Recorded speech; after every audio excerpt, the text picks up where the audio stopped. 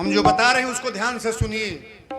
जिनको अखंड नायक परमात्मा कहा गया, ब्रह्म जिनको कहा गया है, जिनको हम लोग भगवान मानते हैं, मानते नहीं हैं।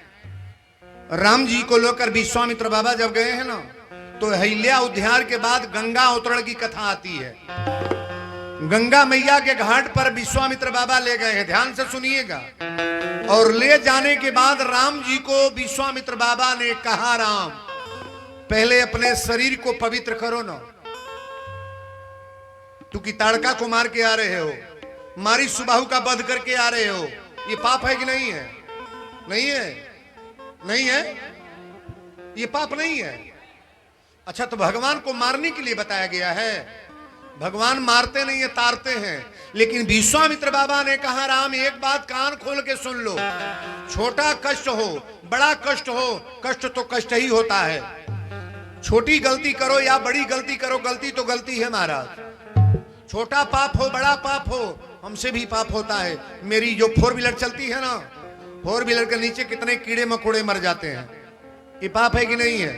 विश्वामित्र बाबा ने कहा, राम आपके ऊपर भी पराचित है, पहले गंगा में स्नान करो, शरीर पवित्र करो। राम जी गंगा मैया में स्नान किए, शरीर पवित्र हो गया। अब विश्वामित्र बाबा घाट पर बैठा करके पूरा प्रवचन सुनाए। प्रवचन सुनने पर क्या पवित्र हुआ? मन पवित्र हो गया। गौर से सुनो आप, हर साल वाला भाषा हो रहा है कि दूसरा हो रहा है? गाना गाने नहीं है माए, हमको तो प्रवचन करना है। अब तो महाराज कलासवन के जगह पर मुझे बुलाया जा रहा है ना, बड़े बड़े जगहों पर वीरेंद्र का नाम आ रहा है।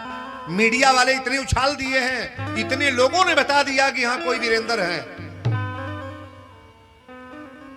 रामोदास बाबा हमरे लग गईली तक टंटेराते गईली कि का जाने बाबा प्रोग्राम हमरे यहाँ ले कि ना, लेकिन तो मेरा घर है महाराज। हम ये बता रहे हैं, राम जी का शरीर पवित्र हुआ गंगा में नहाने से, और मन पवित्र हुआ विश्वामित्र बाबा की कथा सुनाने से।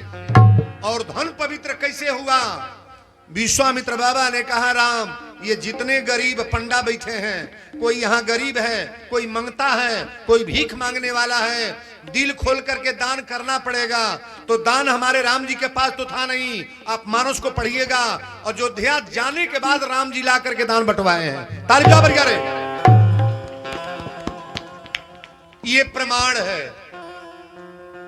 अच्छा बताइए, कहीं से कमी हो रही है? हो रही है कहीं कमी?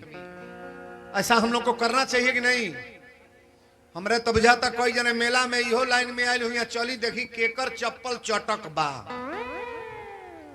मेला में कोई जने इहो आयल हुई, देखी केकर सामान छूट जाला लेके भागो। मेला में कोई जने इहो करे आयल हुई कि केके ढकेल के मार दे। कोई जन ई देखे आयल हुई कि के कैसन बा। वहां सब लोग एक जैसा जाते हैं। भगवान के दरबार में छोटा बड़ा कोई नहीं है, परमात्मा के दरबार में छोटा बड़ा कोई होता है? भगवान को शरीर से मतलब नहीं है। और एक बात और सुन लो, गंगा में स्नान लोग क्यों करते हैं? गंगा में स्नान क्यों किया जाता है? समुद्र मंथन हुआ ना, तो उस मंथन में अमृत निकला था। पढ़िएगा, पुराण को पढ़िएगा। पढ़ने वाले व्यक्ति हम लोग हैं, इधर उधर की नहीं बात करेंगे। मंथन हुआ तो अमृत निकला और विष का घड़ा भी निकला। तो विष को पीने वाले कौन थे? विष को तो चाहे लोग कि जितने असुर हैं उनको पिला दिए जाए, लेकिन विष को हमारे भोलेनाथ ने पिया क्यों? किसको मारे भाई? विष को हमारे भोलेनाथ ने पिया। अमृत को छोड़ा छिन्नी होने लगा। अमृत में से 2-4 बूंद इस गंगा की दरियाओं में गिरा। ताली बजाओ बरिया रे। विष्णु भगवान ने कहा कि जो लोग गंगा में स्नान करेंगे, अमृत का पान हो गया, गंगा में स्नान करने वाला व्यक्ति कभी नरक नहीं होगा, कभी गंदे जगह पर नहीं जाएगा, उसका स्वर्ग होगा, गौलोक होगा और ब्रह्मलोक को भगवान के दरबार में जाएगा और हंसते जाएगा, कभी रोना नहीं है। ताली बजाओ बरिया रे। इस गंगा की महिमा मैंने बताया।